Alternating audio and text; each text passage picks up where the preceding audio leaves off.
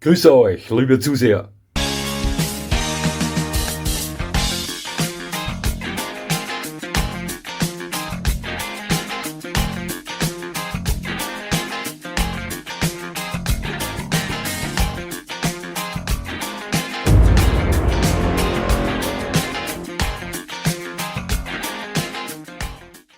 Nochmal herzlich willkommen, liebe Zuseher, hier auf meinem Kanal. Ich freue mich sehr, dass Sie da sind. Ich möchte heute eine Hundekategorie behandeln, welche ich zugegebenermaßen etwas vernachlässigt habe bis jetzt. Die der Retriever.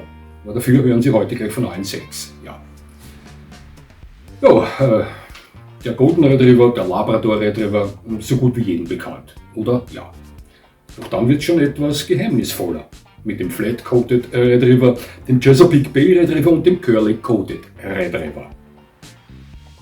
Und nur eher weniger vielen Menschen ist der Nova Scotia Dark Tolling Retriever bekannt. Zumindest im Vergleich zum Goldie und Labby ist er das.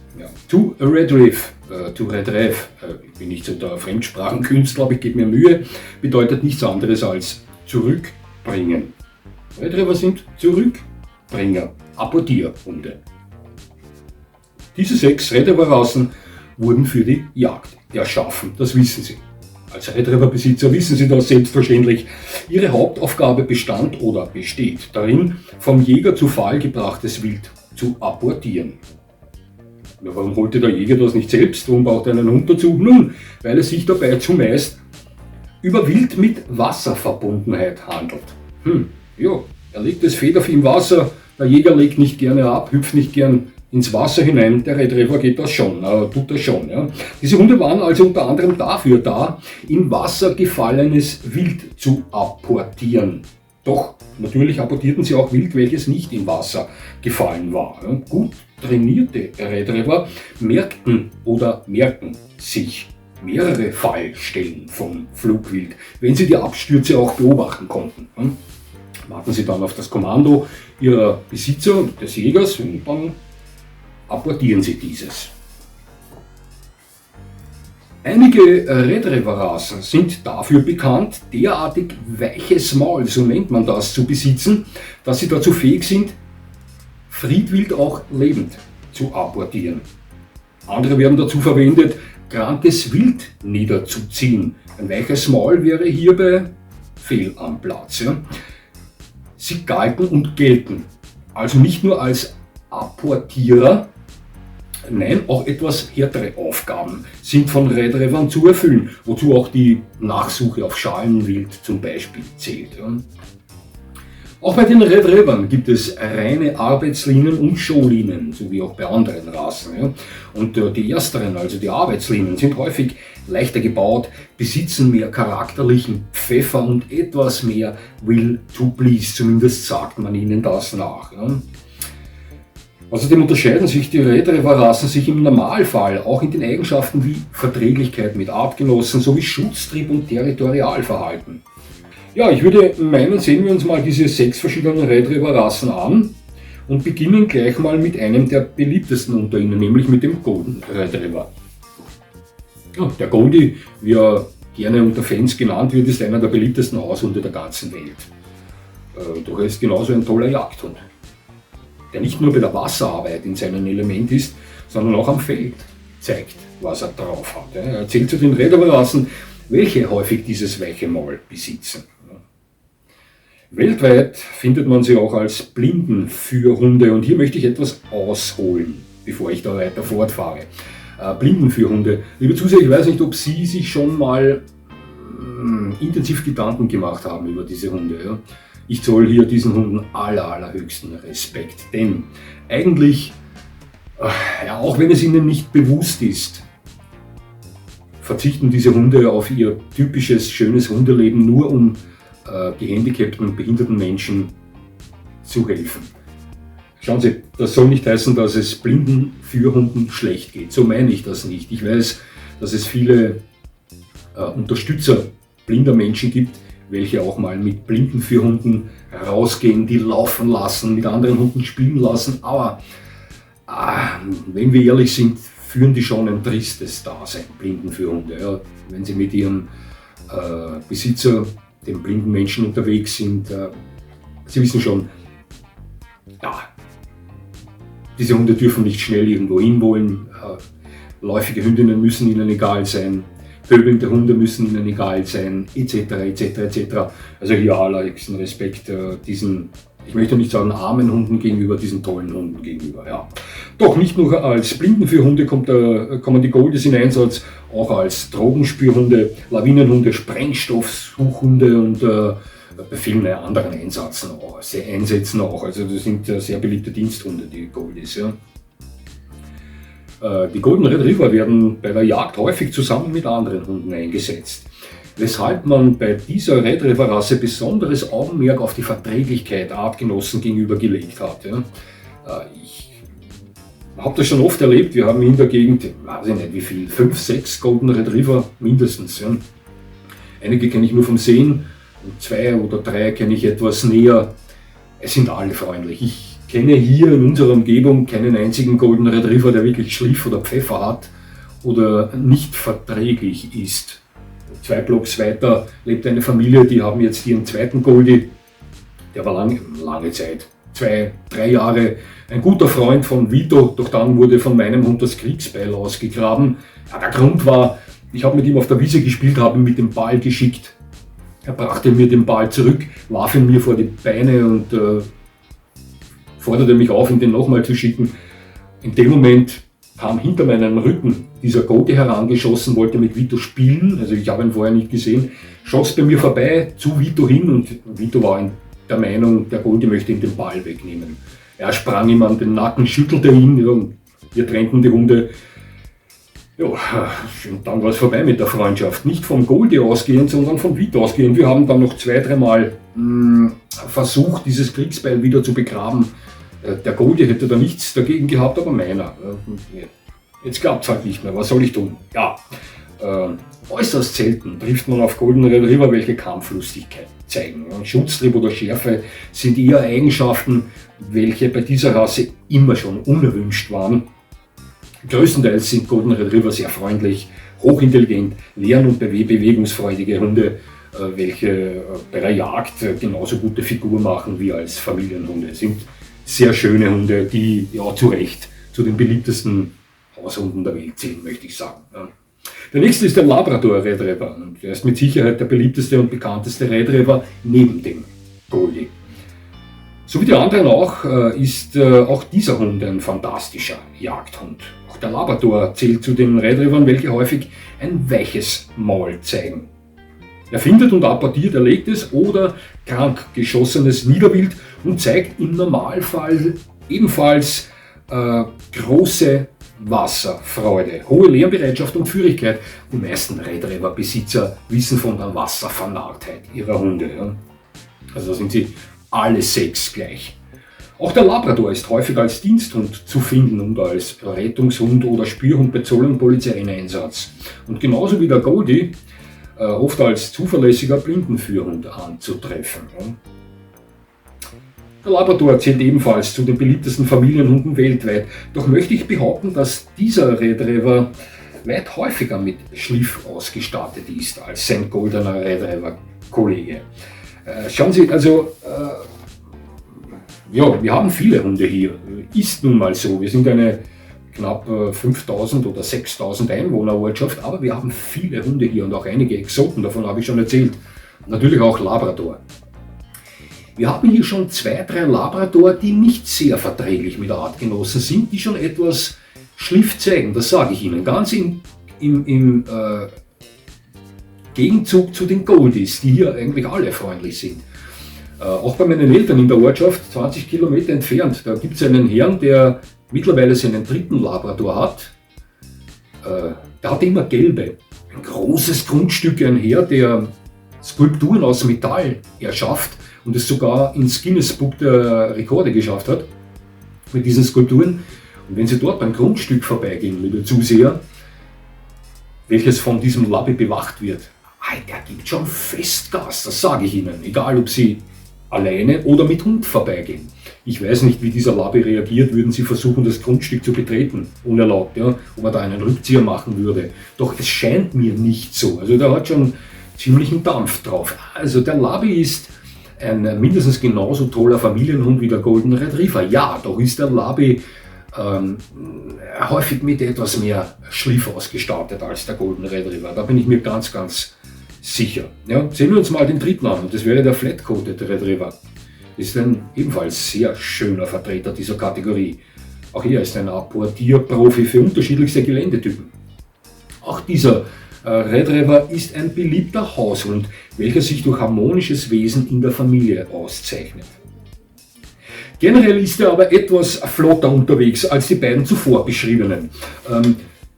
Häufig habe ich sie noch nicht gesehen, gebe ich offen und ehrlich zu. Manchmal treffe ich auf einen Herrn in einer Gegend, wo ich gern mit Vito unterwegs bin, immer in Abstand. Der parkt sich dort mit seinem SUV ein und lässt einen Labrador in Schwarz und einen Flat-Coated Retriever aussteigen. Etwa gleich groß bewegt sich aber der Flat-Coated Retriever auffallend schneller, hurtiger. Er ist schneller unterwegs als der Labby. Der Labby ist auffallend fester gebaut. Ja, das ist häufig eine Geschichte bei Labrador, die mit Cocker Spaniel zu den Hunden mit dem besten Appetit zählen. Ja. Der Flat-Coated ist auffallend hurtiger unterwegs als der Labby. Sehr schöne Hunde, die immer ohne Leine am Feld unterwegs sind, die dürften sehr gut abrufbar sein, denn dort am Feld hinten wimmelt es vor Rehen. Das wären alles potenzielle Beuten für meinen Hund Vito. Ja, auch der Flat-Coated ist im Normalfall mit eher weniger Schutztrieb und Schliff ausgestattet, wie es andere Retriever sind, aber ein toller Familienhund und ein super toller Jagdhund. Ja. Der vierte wäre der Chesapeake Bay Retriever. Der wurde hauptsächlich für die Enten- und Gänsejagd eingesetzt. Das ist ein äußerst wetterharter Hund, der ohne zu zögern und problemlos auch in Eiswasser arbeitet. Doch dieser Retriever, der verfügt über anständige Ellbogen, liebe Zuseher, welche ihn zum Wach- und Schutzhund befähigen, wozu er in der USA auch mit Vorliebe eingesetzt wird. Aber ein gut geführter und gut erzogener Chesapeake Bay Retriever ist ein absolut toller Allrounder, ein fantastischer Jäger und gut beschützender Familienhund. Sind interessante Hunde, die Chesapeake Bay Retriever, und sie sind wunderschön. Der fünfte wäre der Curly Coated Retriever und der ist der größte und älteste Vertreter dieser Kategorie. Auch er ist ein Wasserjäger, wie alle Retriever, wurde aber auch für die Treibjagd auf Niederwilde eingesetzt. Außerdem, man glaubt es kaum, ja, zogen Curly Coated Retriever auch Schlitten in Skandinavien und sie wurden als Treibhunde in Australien eingesetzt. Ja, unglaublich, ist aber so. Dieser Retriever gilt als derjenige mit dem meisten Schliff aller Retriever-Rassen. Deshalb wurde er auch immer als Wach- und Schutzhund der Förster gegen Wilddiebe genutzt und ist heute noch ein zuverlässiger Beschützer von Familien, welche sich für ihn entschieden haben.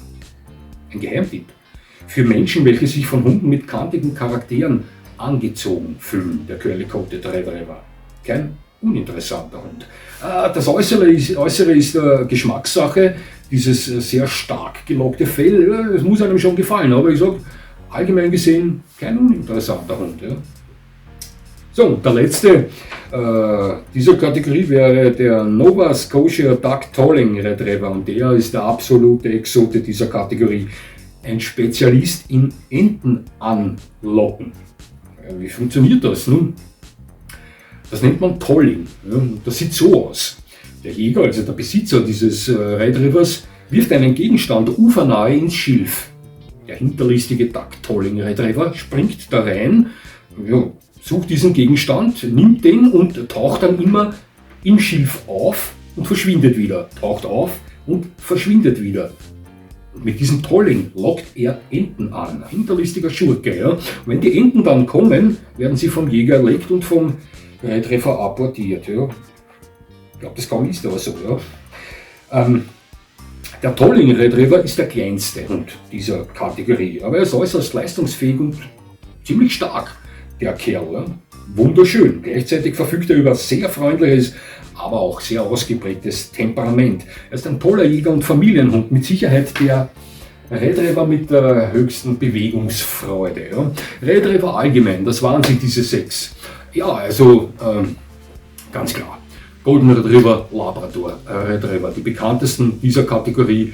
Und zu Recht, zwei der beliebtesten größeren Haushunde der ganzen Welt, speziell der Golden Retriever, dem man ja nachsagt, einen Goldie stellst du in den Garten raus und der ist fertig. Ist nicht immer so, aber häufig sind sie mit sehr unkomplizierten Wesen ausgestattet, möchte ich sagen. Also wenn Sie, irgendein Beispiel, einen tschechoslowakischen Wolfhound mit einem Golden Retriever vom Wesen her vergleichen, wenn es um die Anspruchsvollkeit der Haltung, der Erziehung geht, also hier sind schon Welten dazwischen. Ja. Auch der Labby gilt als nicht unbedingt kompliziertester Hund, wenn es ums Wesen geht, doch sind Labbys schon häufig kantiger unterwegs als Goldies. Ja, es gibt natürlich auch da draußen irgendwo kantige Goldies, ja, wo irgendwas schiefgelaufen ist oder wo man Ventile absichtlich aufgedreht hat. Gar keine Frage. Wir reden jetzt vom typischen Rassevertreter. Ja. Ist immer in den Videos so. Doch wie gesagt nochmal, der Labby ist schon mit etwas mehr Kanten ausgestattet, meiner Meinung nach. Außerdem muss man bei diesem Hund unbedingt darauf Acht geben, dass man ihn nicht körperlich unterfordert, da sie sonst sehr schnell dick werden können. Ich glaube, Labrador sind die Hunde, die ich schon am häufigsten mit Übergewicht gesehen habe. Ja. Sie zählen zu Hunden, die eher nicht zu schlechten Fressern zählen. Ja. Also das sagt man ihnen nach. Ja. Und wie gesagt, die Substanz, die manche Labrador, die ich treffe, vorweisen, ja, die bestätigen mir das. Ja. Also Retriever generell, das sind nicht unbedingt Hunde für Couch Potatoes, auch wenn viele schon eher gemäßigter Leute sich denken, wir nehmen uns einen Goldie, weil der ist so gemütlich und so. Schauen Sie, diese Hunde wurden als Jagdhunde erschaffen. Ist mir schon klar, wenn der Hund in 20. Generation als Showlinie zur Welt kommt, wird er nicht mehr diesen Trieb, diese Bewegungsfreude zeigen wie ein Goldie als Arbeitslinie, aber im Herzen ist das ein Jäger. Es ist ein anatomisch